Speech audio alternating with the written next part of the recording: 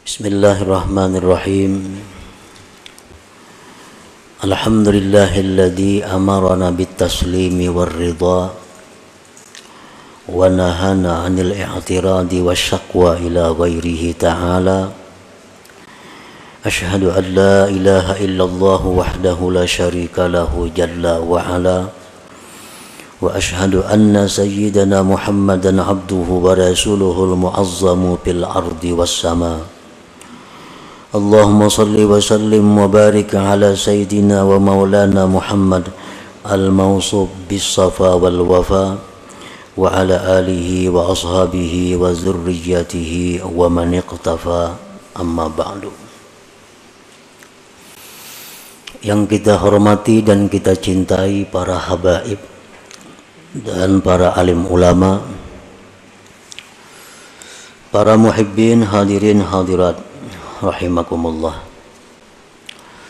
Alhamdulillah, puji dan syukur terlebih dahulu kita haturkan kehadirat Allah Subhanahu wa ta'ala yang telah mengumpulkan kita di dalam majlis ilmu ini, dan kita berharap kepada Allah agar selalu dikumpulkan dalam kebaikan dan takwa.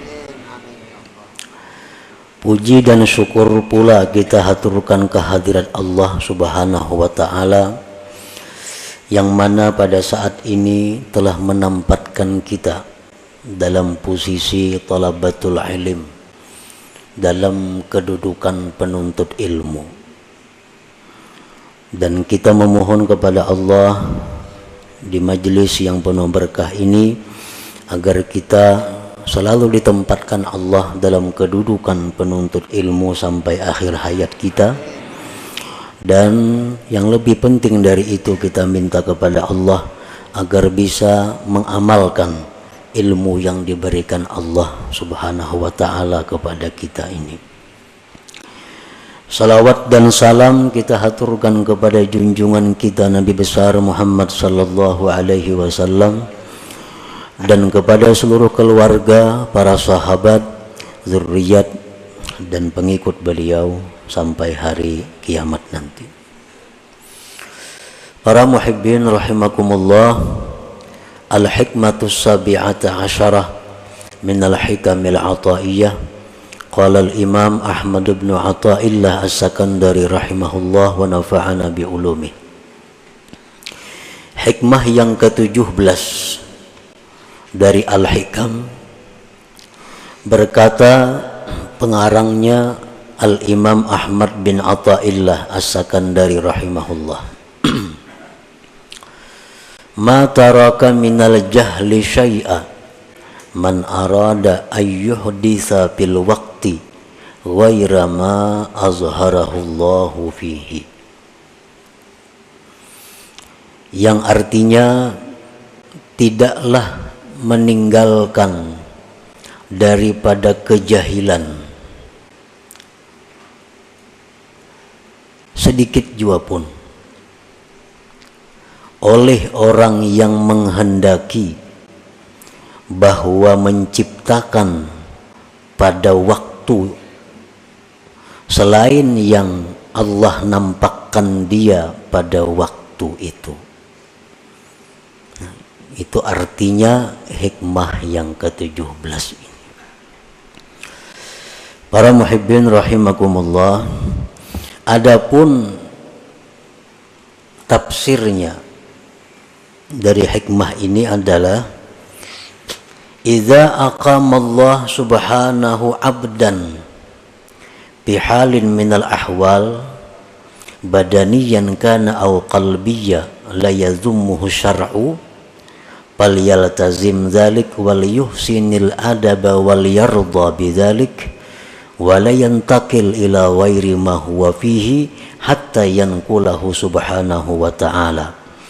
Fa in intaqala ila ghairi ma huwa fihi faqad jahila rabbah wal jahlu billah ajhalu minal jahlil murakkab.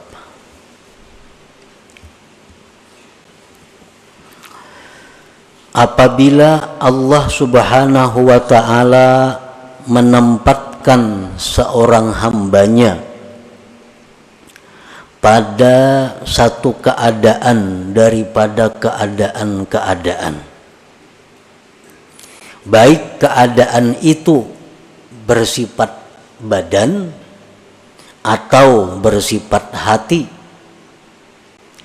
yang mana keadaan itu tidak dicela oleh syara, tidak dicela oleh agama, maka hendaklah dia melazimi keadaan itu dan baiklah adab kepada Allah, dan hendaklah ridha kepada Allah dengan demikian tadi, dan tidak berpindah kepada selain sesuatu yang adalah dia pada sesuatu itu, sehingga Allah yang memindahkannya.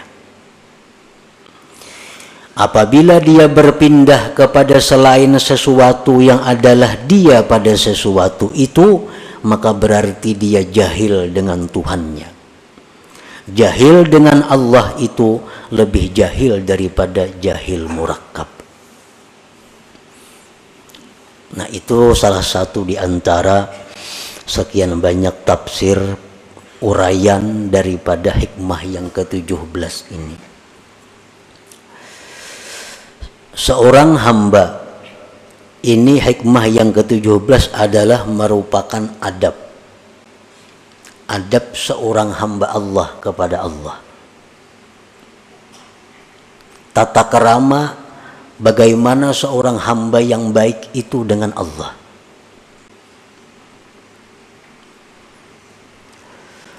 Apabila Allah menempatkan kita di dalam satu keadaan, baik yang bersifat keadaan itu di badan kita atau hati kita, yang keadaan tadi jelas sudah tidak dicela oleh agama, maka keadaan tersebut kita lazimi dan hendaknya kita membaguskan adab dan kita ridha dengan keadaan yang ditempatkan Allah itu, dan kita tidak berpindah untuk mencari keadaan-keadaan lain, sehingga Allah sendiri yang memindahkan kita kepada keadaan yang lain itu. Apabila kita berpindah sendiri tanpa ada petunjuk dari Allah, maka berarti kita jahil dengan Allah. Sedangkan jahil dengan Allah itu lebih jahil daripada jahil murakkab.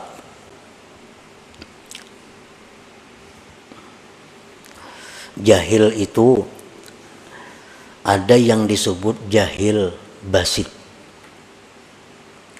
Jahil basit ini artinya orang yang tidak tahu sesuatu dan dia tahu dirinya tidak tahu sesuatu itu. Contohnya, ujar orang, ikam tahulah nangaran sepeda motor nito. Tahulah ikam nangaran sepeda motor. Ujarnya kada tahu. Ujarnya kada tahu. Ini ngarannya jahil basir. Orang yang kada tahu dan dia tahu bahwa dia kada tahu. Tahulah sepeda motor, kada tahu, habis sudah kisahnya. Ini jahil yang paling inting. Dan kadang-kadang jahil seperti ini dalam beberapa hal terpuji. Jahil yang kedua adalah jahil murakkab. Orang ini tidak tahu dan dia tidak tahu dirinya tidak tahu. Ini berat jahilnya. Kada tahu lawan sesuatu dan inya kada tahu bahwa dirinya itu kada tahu. Ujar orang, ikam tahulah sepeda motor. Tahu ay. Mananya? Tuh, menunjuk ke kambing. Menunjuk ke kambing. Berarti orang ini jahilnya double. Lawan kambing kada tahu, lawan sepeda motor kada tahu, lawan dirinya jahil kada tahu. Nah, ini ngarannya jahil murakkab. Yang lebih jahil dari jahil murakkab ini ada lagi. Orang yang jahil dengan Allah. Orang yang tidak tahu bahwa Allah yang menciptakan dia. Orang yang tidak tahu bahwa Allah yang mengatur seluruh yang ada ini. Orang yang tidak tahu bahwa Allah yang menghendaki segala yang telah terjadi dan akan terjadi. Dia tidak tahu bahwa Allah yang memberi rezeki kepada dia. Dia tidak tahu bahwa Allah yang menghidupkan dia. Dia tidak tahu bahwa Allah yang mematikan dia. Nah, jahil terhadap Allah ini lebih jahil daripada jahil murakkab tadi.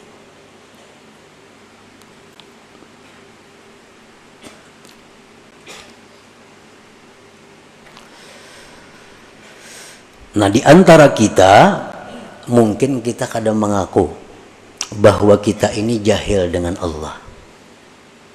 Mungkin kita kadang mengaku bahwa kita ini jahil dengan Allah.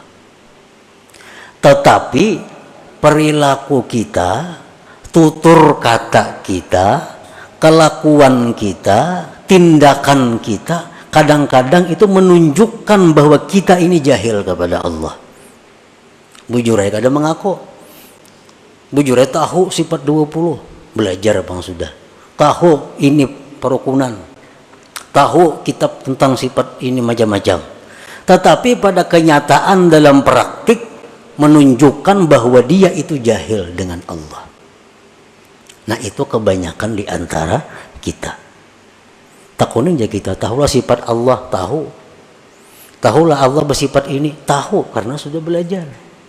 Tapi dalam gawian sehari-hari menunjukkan bahwa kita ini jahil dengan Allah. Buktinya ada dendam dalam hati kita. Buktinya kita seringkali menyalahkan asbab dalam segala sesuatu.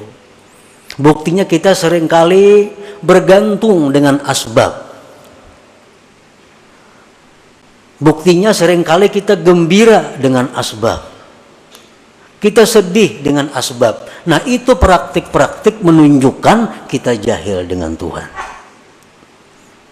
Jahil dengan Tuhan itu paling dahsyat kejahilan. Lebih jahil daripada jahil. Para muhibbin rahimakumullah. Nah, kemudian contoh-contoh di antara hikmah yang ke-17 ini. Bagaimana adab kita yang sebenarnya kepada Allah dalam hal keadaan-keadaan yang kita tempati. Idza aqama Allahu 'abdan fi talabil 'ilm tilmidan kana aw syaikha wa kafahu min amri dunyahu faltazim dzalik wal yuhsinil adab ma'allah wal yarda bidzalik wa la yantakil ila ghairi ma huwa fihi hatta yanqulahu Allah subhanahu. Apabila Allah menempatkan hamba pada menuntut ilmu, baik murid atau guru, guru dan murid itu sama-sama masuk dalam penuntut ilmu. Misalnya kita berwakaf ini untuk penuntut ilmu, murid masuk di situ, guru masuk. Nah, Allah Subhanahu wa taala bila menempatkan kita dalam menuntut ilmu, gawian kita ini belajar aja. Ada yang saya punya gawiannya mengajar aja.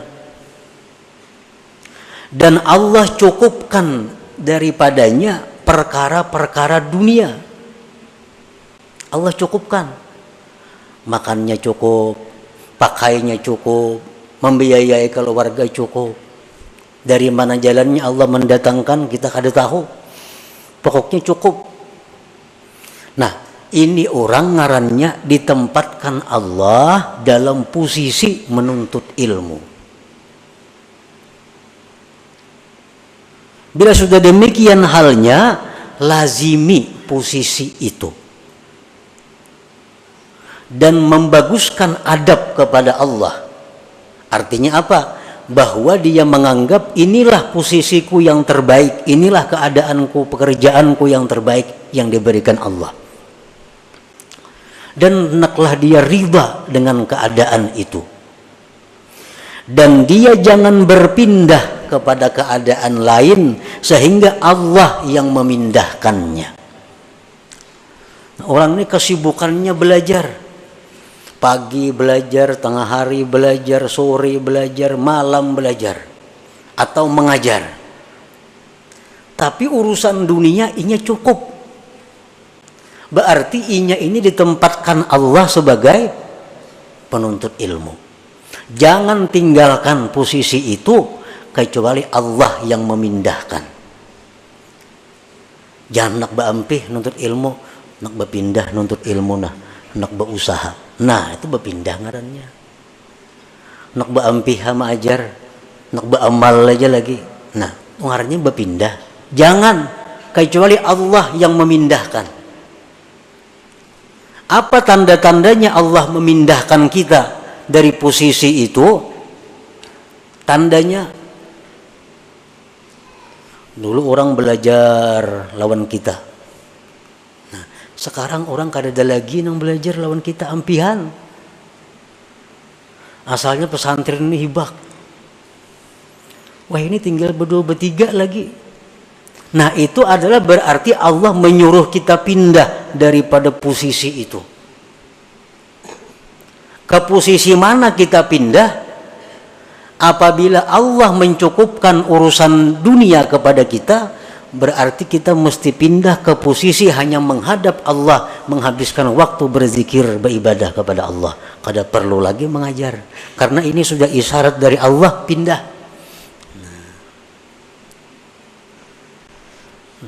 Artinya selama kita mengajar dan banyak haja orang nang mau belajar lawan inya, duniawi dicukupi Allah, berarti orang ini masih ditempatkan Allah di posisi itu. Jangan hendak berampih-ampih mengajar.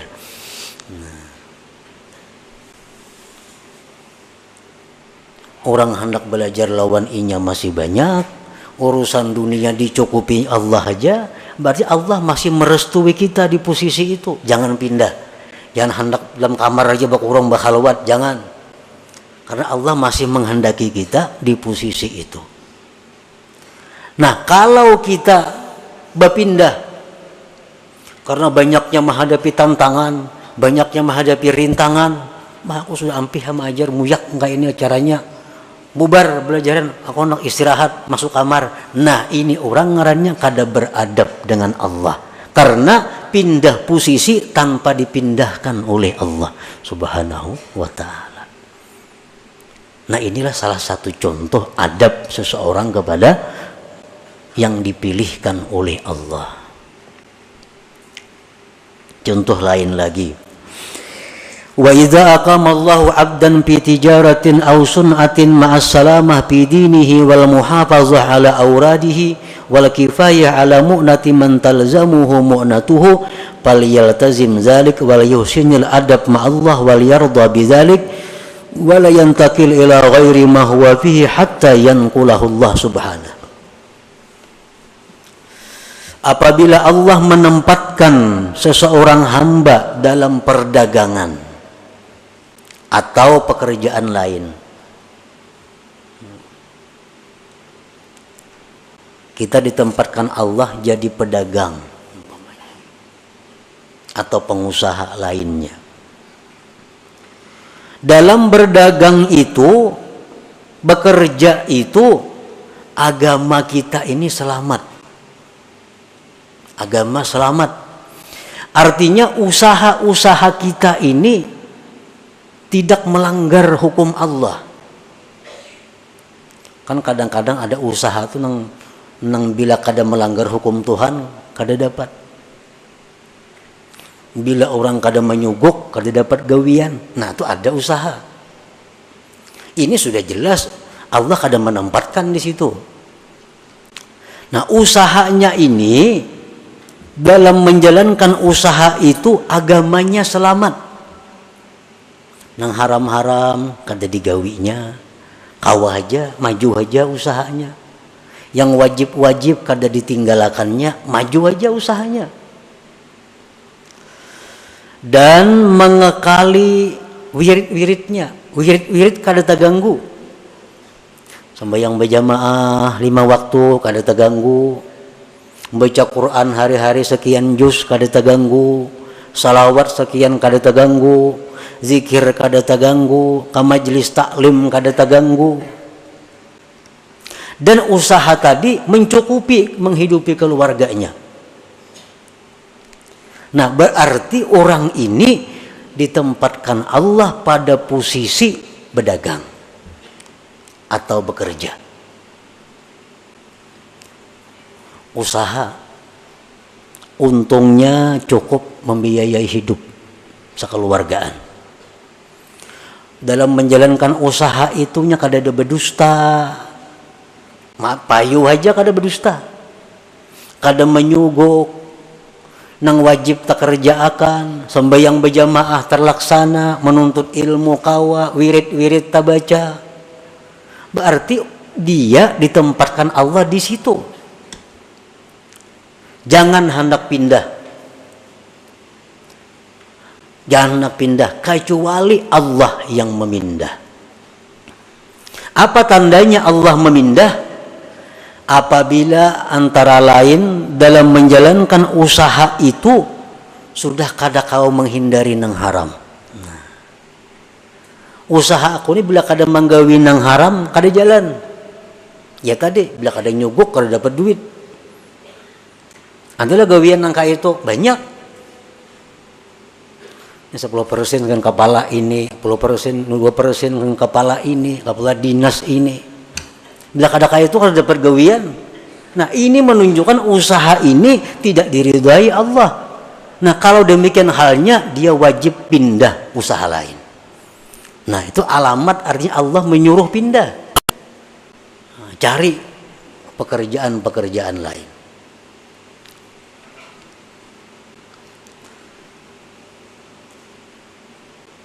Nah, apabila seseorang itu usahanya bagus, agamanya selamat, wirid-wiridnya terlaksana, untungnya cukup menghidupi keluarga, dia tetaplah pada posisi itu.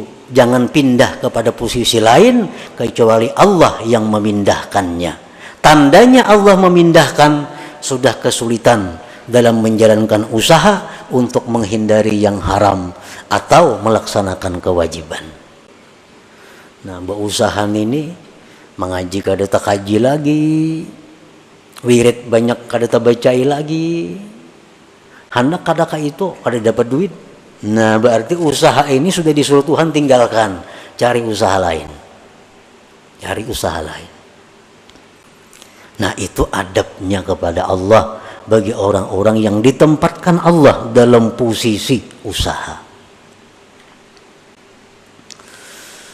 Wa idza aqama Allahu 'abdan fi hukumatin ma'as salamah fi dinihi wal muhafazah 'ala awradihi wal kifayah 'ala mu'nati man talzamuhu mu'natuh falyaltazim dzalik wal yuhsinil adab ma'allah wal yarda bidzalik wal yantakil ila ghairi ma huwa fihi hatta yanqulahu Allah subhanahu.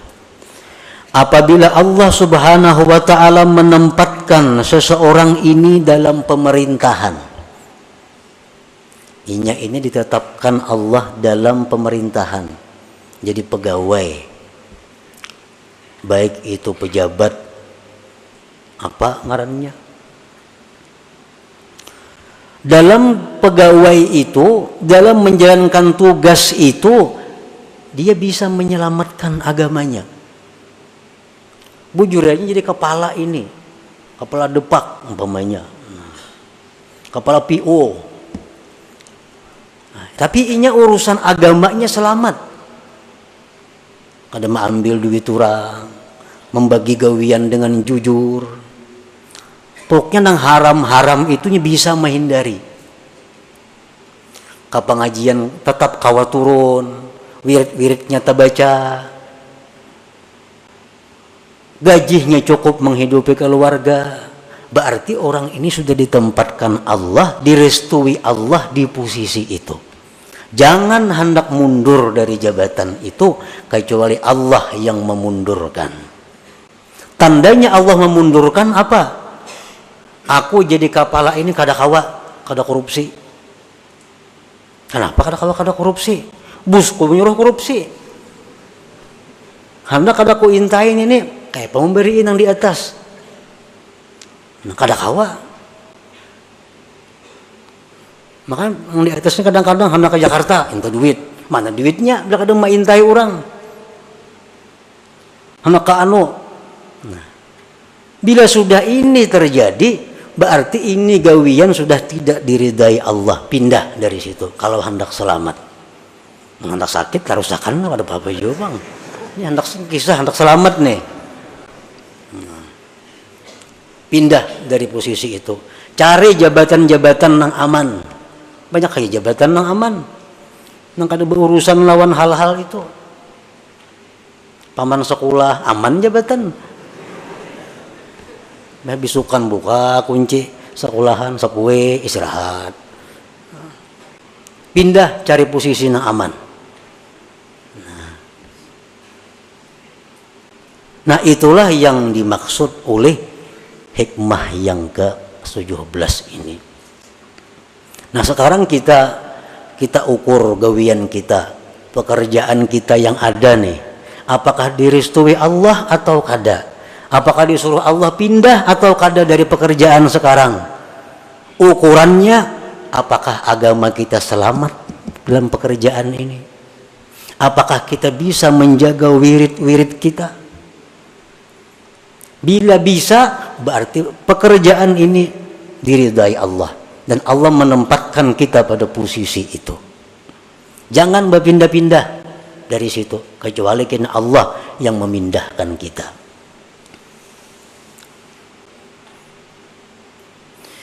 Wa idza aqama Allahu 'abdan fi faqrin fa sabara wa radiya bidzalik fala yatlub min Allahi al-ghina hatta yughniyahu Allah ta'ala bila talabin minhu.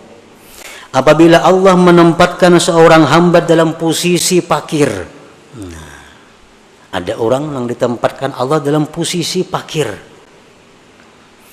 Fakir ini artinya orang yang memerlukan biaya sehari 15.000 rupiah. Tapi yang ia dapatkan hanya 6.000 atau kurang lebih itu. Ini fakir. Inya perlu sehari ini menghidupi keluarganya 20.000. Usaha yang didapatnya hanya 7.000. Nah ini fakir. Apabila Allah menempatkan seseorang hamba dalam posisi fakir, tapi inya sabar. Inya ridha aja, kada jadi pikiran. Beramal lancar, nuntut ilmu lancar, padahal duit sakit. Nah, fala yatlub minallahil ghina, jangan hendak minta kaya kepada Allah. Jangan hendak minta luas rezeki kepada Allah. Sehingga Allah nantinya sendiri yang mengayakan dia tanpa permintaan daripada dia. Tunggu aja. Hadangi aja. Bila kada sugih di dunia, di akhirat kena sugihnya. Nah itu contoh orang yang beradab dengan Allah Subhanahu wa ta'ala. Nah ini contoh-contoh yang bersangkutan dengan badan. Wa iza aqama Allahu 'abdan fi hali qabdin fala yatlub minallahil basta hatta yanqulahu Allah ila halil basti. Apabila Allah Subhanahu wa ta'ala menempatkan seorang hamba pada keadaan sedih. Nah kadang-kadang bisa datang dalam hati kita ini keadaan kacau. Padahal kada ada sebab apa-apa. Kita kada kekurangan apa, kita kada kehilangan apa, tapi kadang-kadang datang dalam hati kita ada perasaan-perasaan yang sedih, risau. Dalam istilah tasawuf disebut kabat ngarannya. Nah, bila kita datang hal seperti itu, kita jangan hendak menghilangkan itu. Apa nak keluar rumah nah, kepala asa pusing, jangan. Atau berdoa lawan Tuhan, ya Allah hilangkanlah perasaan kada nyaman, jangan. Hadapi perasaan yang kada nyaman itu, sampai kena Allah sendiri yang menggantikan keadaan itu kepada keadaan gembira. Bau berzikir, bau berselawat, sampai kena hati nyaman seorangannya, hati lapang seorangannya. Nah, ini contoh keadaan hati orang yang beradab kepada Allah Subhanahu wa taala. Man arafa rabbahu ahabbah wa man ahabbahu radiya bi hukmillah wa ikhtiyarihi lahu. Barang siapa yang mengenal Allah, dia pasti mencintai kepada Allah. Pasti mencintai kepada Allah. Asal bujur-bujur kita ini tahu tentang Allah, kita pasti katuju lawan Tuhan itu. Bila mana sudah kita cinta kepada Allah, kita pasti akan riba dan senang dengan apa yang dipilihkan Allah untuk kita. Kita pasti akan senang dengan apa yang diberikan Allah kepada kita. Nah, itulah para muhibbin rahimakumullah, sedikit tentang pembahasan hikmah yang ke-17 ini. Mudah-mudahan kita diberi Allah hidayah, taufik untuk bisa mengamalkan ilmu-ilmu yang diberikan Allah Subhanahu wa taala kepada kita ini. Ila hadratin Nabi sallallahu alaihi wasallam. Al-Fatihah. A'udzubillahi minasyaitonir rajim. Bismillahirrahmanirrahim. Iyyaka na'budu wa iyyaka nasta'in. Ihdinas siratal mustaqim. Siratal ladzina an'amta 'alaihim. Ya Allah biha, ya Allah biha, ya Allah bihusnil khatimah. Ya Allah biha, ya Allah biha, ya Allah bihusnil khatimah. Ya Allah biha, ya Allah biha, ya Allah bihusnil khatimah. فيا أيها الرجل منه شفاعة صلوا عليه وسلموا تسليما. اللهم صل